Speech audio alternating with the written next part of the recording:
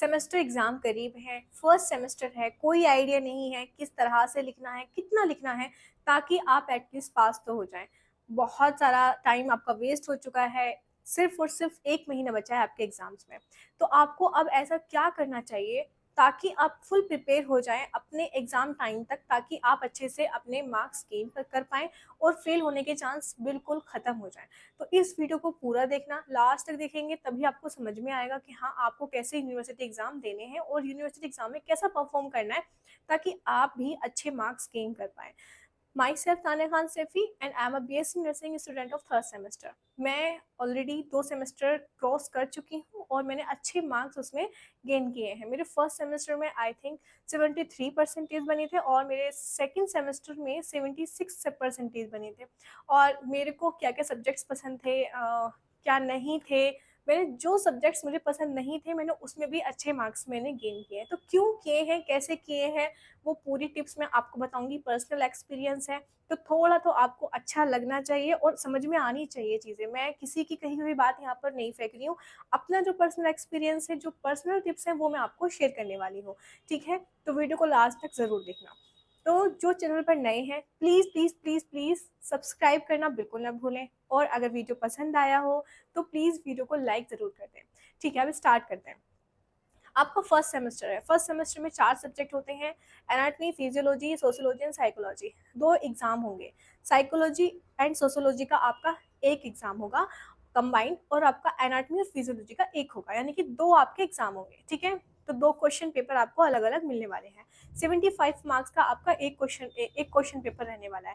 तो 75 पर सबसे पहले तो मैंने एक वीडियो डाला था जिसमें आपका क्वेश्चन पेपर मैंने पूरा अपलोड किया था। बाकी मैं फंडामेंटल ऑफ नर्सिंग का भी आपको देने वाली हूँ। सोशियोलॉजी, साइकोलॉजी सभी के क्वेश्चन पेपर मैं आप अपने इस चैनल पर अपलोड कर दूँगी। इसलिए चैनल को सब्सक्राइब करना और बेल आइकन प्रेस करना बिल्कुल ना भूलें, वरना आप पीछे रह सकते हैं, ठीक है? तो यहाँ पर सारी जो बातें मिलेंगी आपको एकदम फ्रेश और एकदम एकदम केमिकल फ्री मिलेंगी। यहाँ पर आपको कोई मिलावट नहीं मिलने वाली है, ठीक है? मेरी बातों में मेरी कोई स्क्रिप्ट नहीं रहती है। मैं हमेशा कुछ भी प्रिपरेशन करके नहीं आती हूँ यहाँ पर बोलने के लिए।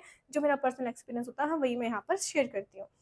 अगर आपका एनाटॉमी और फिजियोलॉजी की हम सबसे पहले बात कर लेते हैं कि किस तरह से लिखना है ताकि आप अच्छे मार्क्स अपने एग्जाम में गेन कर पाएँ। एनाटॉमी की बात करते हैं।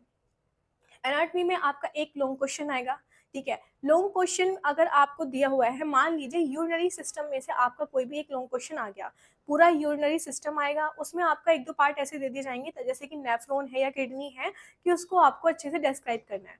सबसे पहले अगर आपका यूरिनरी सिस्टम दिया है, जैसे कि मेरे सेमेस्टर एग्ज़ाम्स में आया था, तो उसमें आपको सबसे पहले एक इंट्रो लिखना है, ठीक है? इंट्रो लिखना है कि यूरिनरी सिस्टम होता क्या है और इंट्रो जब लिखें आप तो इंट्रोडक्शन हेडिंग डालें ब्लैक कलर की, उसके बाद फिर ब्लू कलर से लाइन छेककर ब्लू कलर से आप अपना इंट्रोडक्शन लिखें। फिर उसके बाद 1-2 लाइन छेकें, फिर उसके बाद थोड़ा-सा गैप मिलता रहेगा ना तो उससे एकदम से लिखा अच्छा लगता है, वो फिनिशिंग सी आती है। फिनिशिंग ज़रूर होनी चाहिए, राइटिंग अच्छी होनी चाहिए, लिखने का तरीका अच्छा होना चाहिए जिससे एग्ज़ामिनर इम्प्रेस हो जाए आपकी राइटिंग को देखकर कि हाँ, बच्चा पढ़ा-लिखा है, उसको आता है लिखना। ऐसा नहीं कि आप बस लिखते जा रहे हो, कोई फिनिशिंग नहीं है, कोई हेडिंग नहीं अच्छे से डली हुई है, तो आपके जो मार्क्स हैं, चाहे आपने कितना भी अच्छा लिखा हो, आपके मार्क्स कट सकते हैं। ठीक है? तो उसमें क्या करना है आपको, आपने थोड़ा-सा गैप दिया, उसके बाद फिर से आपको थोड़ा-सा और डेफिनिशन लिखनी है। डेफिनिशन तो सोशियोलॉजी, साइकोलॉजी में चलती है, बाकी आपको 2-4 लाइन 2 लाइन छेक कर फिर लिखनी है। उसके बाद यूनिट सिस्टम की बात आती है, तो उसके बाद उसके पार्ट्स लिखने हैं। पार्ट्स हेडिंग डालनी है पार्ट्स, उसके बाद फिर आपको ब्लैक पेन से 4-5 जो लाइन में पार्ट्स लिख देने हैं। फिर एक-एक पार्ट को आपको डिस्क्राइब करना है अच्छे से। अगर यूरिनरी सिस्टम की बात चल रही है, जो भी आपके नेफ्रॉन्स हैं, है, किडनी के जो भी पार्ट होते हैं या यूरिनरी ब्लैडर है, यूरेथ्रा है, यूरेटर है, वो जो भी होते हैं, उन सबको आपको एक हेडिंग डालनी है, उसके बाद उसको डिस्क्राइब करना है। सबसे मोस्ट इम्पोर्टेंट चीज़ जो रहती है आपकी एनाटॉमी के एग्ज़ाम में, वो रहते हैं आपके डायग्राम। अगर आप डायग्राम नहीं बनाएँगे तो आप कितना भी अच्छा लिख लें, आपको मार्क्स नहीं मिलने वाले हैं। मार्क्स मिलेंगे बट ओनली सिर्फ़ आपकी राइटिंग के या आपके लिखने के तरीके से। अगर आप डायग्राम बना देते हैं, अगर आपने उस चीज़ को बहुत अच्छे से डिफाइन भी नहीं किया है, फिर भी आपके मार्क्स आपको मिल जाएँगे। मैं ये नहीं कह रही हूँ कि पूरे मार्क्स मिलेंगे, पूरे मार्क्स नहीं मिलते हैं सेमेस्टर एग्ज़ाम में, इस बात को अपने दिमाग से निकाल देना, कभी हमें भी नहीं मिले, हमने बहुत अच्छा लिखते हैं हम, लेकिन फिर भी मार्क्स कट ही जाते हैं, ठीक है? पूरे मार्क्स नहीं मिलते हैं। तो आपको डायग्राम बनाना है। अगर आपका एक लॉन्ग क्वेश्चन 10 नंबर में आ गया है तो आपको मुश्किल से मुश्किल या फिर एट लीस्ट आपके 5 से 6 पेज आपके भरने चाहिए। ये तो मैंने अपने एग्जाम्स में किया है, तो जो मैंने किया है वो मैं आपको बता रही हूँ। 5 से 6 पेज, वो भी ऐसे नहीं कि 1 2 एक खड़ा पेज समझ रहे हो ना, खड़ा पेज यानी कि 2 पेज, तो 6 से 12 पेज आपके एक लॉन्ग क्वेश्चन में जाने चाहिए। हो जाएगा, एनाटॉमी में इजीली हो जाएगा। आपके यूनरी सिस्टम आ गए तो 5 से 6 डायग्राम ही आ जाएंगे उसके अंदर, ठीक है, पूरा एक यूनरी सिस्टम का बन जाएगा। उसके बाद अलग अलग से यूरेटर बना देना, यूरिथ्रा बना, वो गोल ब्लेडर बना देना, नेफ्रॉन बना देना, किडनी बना देना, किडनी को वेल डिफाइन करना, किडनी के अंदर के पार्ट्स बना देना, उसके कितने भी उसकी लेयर होती हैं, या मेडुला होता है या फिर कोर्टेक्स होता है, सभी को आप डिफाइन करेंगे। 6 से 12 पेज आपकी इजीली भर सकते हैं।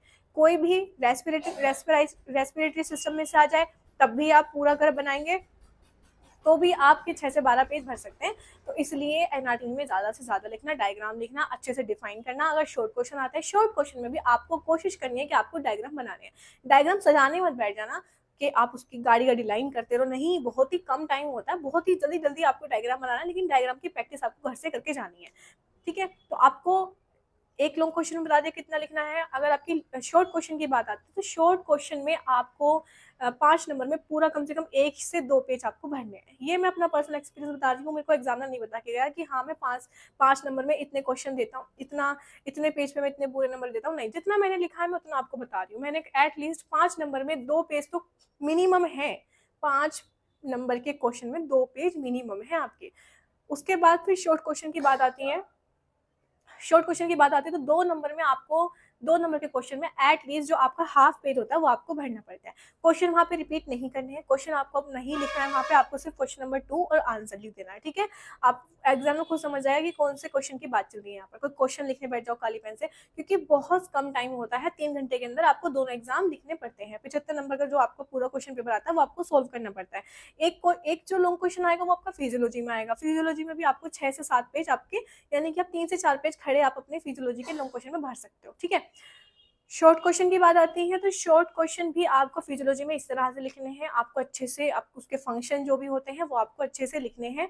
1 से 2 पेज, 2 से 3 पेज भी आपके भर सकते हो। टाइप्स होते हैं, लेयर होती हैं, क्या क्या फंक्शन होते हैं, फंक्शन के आपके फंक्शन की हेडिंग लिख सकते हो। लिखना क्लीन करके है, अच्छे से है, साफ सुथरा लिखना है, लाइन थोड़ा गैप करके लिखना, बहुत अच्छे तरीके से आपको वहाँ पर लिखना है। जब एक क्वेश्चन खत्म हो जाए उसके बाद आपको स्केल लेनी है, स्केल से आपको वहाँ पर लाइन ड्रॉ कर देनी है, ताकि पता चल जाए कि ये क्वेश्चन यहाँ पर खत्म हो चुका है। बड़े बड़े अक्षरों में आपको लिखना है वहाँ पर कि क्वेश्चन नंबर 3 या क्वेश्चन नंबर 2, जिससे समझ में आ जाए कि ये क्वेश्चन यहाँ पर स्टार्ट हो चुका है, ताकि आपका जो एग्जामिनर है उसको ज़्यादा मेहनत ना करनी पड़े आपके क्वेश्चन ढूंढने में। अगर क्वेश्चन ही नहीं मिलेगा तो नंबर कहाँ से मिलेंगे। सोचेगा एक ही क्वेश्चन है, ठीक है, 5 नंबर का एक क्वेश्चन है, आपने उसमें कोई लाइन ड्रॉ नहीं करी, कुछ वहाँ पे डिफाइन नहीं करा कि हाँ ये दूसरा है, ये तीसरा है, उसको लगेगा कि एक ही क्वेश्चन इतना बड़ा किया, ठीक है, ओके, दे दिया। इसलिए आपको बहुत ही नीट एंड क्लीन लिखना है। लिखना किस, एक और प्रॉपर मैं वीडियो बनाऊंगी जिसमें आपको मैं बताऊंगी कि कितने, कौन से शब्दों में लिखना है, कैसे लिखना है, कौन सी लैंग्वेज में लिखना है, मतलब इजी लैंग्वेज, हार्ड लैंग्वेज, किस तरह से लिखना है, वो मैं अलग प्रॉपर बताऊंगी। अभी सिर्फ इतना बता रही कितना लिखना है और किस तरह से लिखना है, ठीक है। ये आपका हो गया एनाटॉमी फिजियोलॉजी की बात। इसी तरह से आपको साइकोलॉजी एंड सोशोलॉजी में रिपीट करना है। वहाँ पर भी आपको पहले इंट्रोडक्शन, फिर डेफिनेशन, फिर आपके स्कोप्स हो जाते हैं, टाइप्स हो जाते हैं, बहुत सारी चीज़ें होती हैं लॉन्ग क्वेश्चन में। मैं आपको पहले से बता के चल रही हूँ कि आपको 5 से 6 पेज आपके भरने हैं, तभी आपको 10 में से 8 नंबर आपको इजीली मिलेंगे। अगर आपकी राइटिंग भी अच्छी है, आपने साफ करके लिखा है तब, ठीक है। तो ये हमारी चारों आपके सब्जेक्ट से सबकी बात हो गई है।